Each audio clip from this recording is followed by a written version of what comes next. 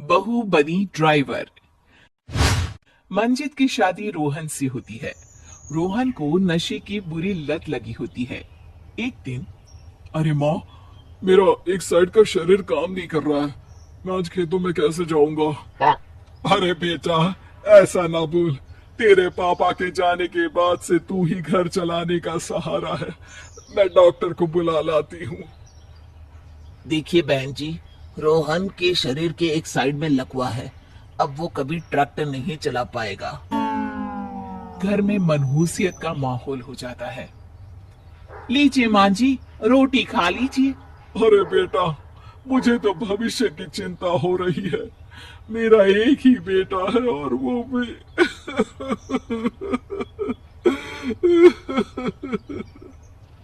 माँ जी, आप चिंता न करें।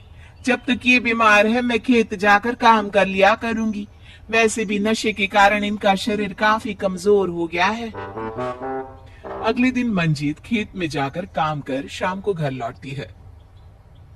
ये ले बेटा, पानी पी ले। कैसा रहा काम का पहला दिन?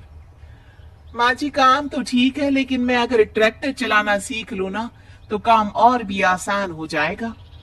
अरे बेटा, दुनिया क्या कहेगी कि औरत होकर ट्रैक्टर चला रही है? माँ जी, या तो हम दुनिया देख ले या अपना घर, कोई बात नहीं। जब ये ठीक हो जाएंगे तो सब ठीक हो जाएगा। अरे बहू, जरा बाहर तो आना। जी माँ जी। बहू, तेरे मामा जी आए हैं, तूने बुलाया था ना? हाँ माँ जी, वो मामा जी ना आज से मुझे ट्रैक्टर चलाना मंजीत मामा से ट्रैक्टर चलाना सीखती है। वो मन लगाकर खेतों में काम करती है। और एक दिन, माँ जी, पता है इस बार पूरे गांव में सबसे ज्यादा फसल का उत्पादन हमारे खेतों में हुआ है।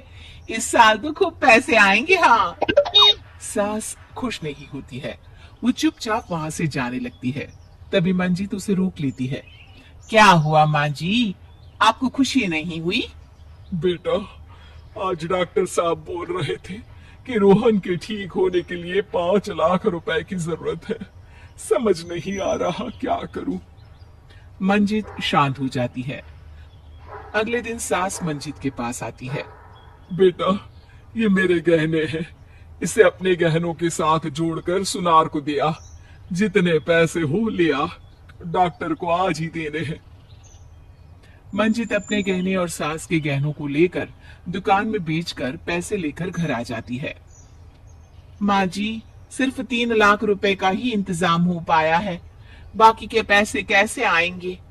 बेटा, अब तो एक ही चारा है, हमें जमीन भी बेचनी पड़ेगी। माँ, खेत बेच देंगे तो खाएंगे क्या? अरे बेटा, कोई दूसरा चारा भी तो नहीं है।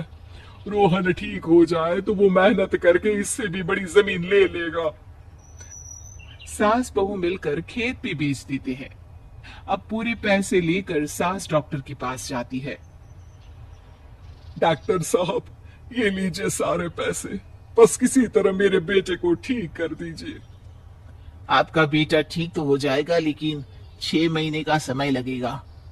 सास बहू सोच में पड़ जाते हैं कि अब तो कोई जरिया भी नहीं रहा जहां से उन लोगों को कमाई हो। अब कमाएंगे नहीं तो खाएंगे क्या? माँ जी, मेरे माता पिता ने लड़की होने के कारण मुझे ज्यादा पढ़ाया लिखाया नहीं, लेकिन ट्रैक्टर चलाना सीखकर मैं कुछ काम करने के लायक तो हो ही गई हूँ।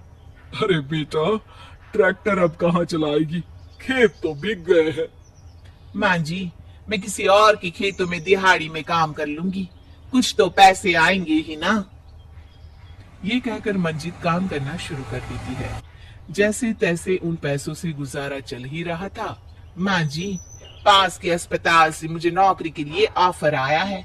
पैसे भी ये 4 गुना ज्यादा मिलेंगे और अब खाने पीने दवाई के साथ हम कुछ पैसे भविष्य के लिए भी जोड़ पाएंगे।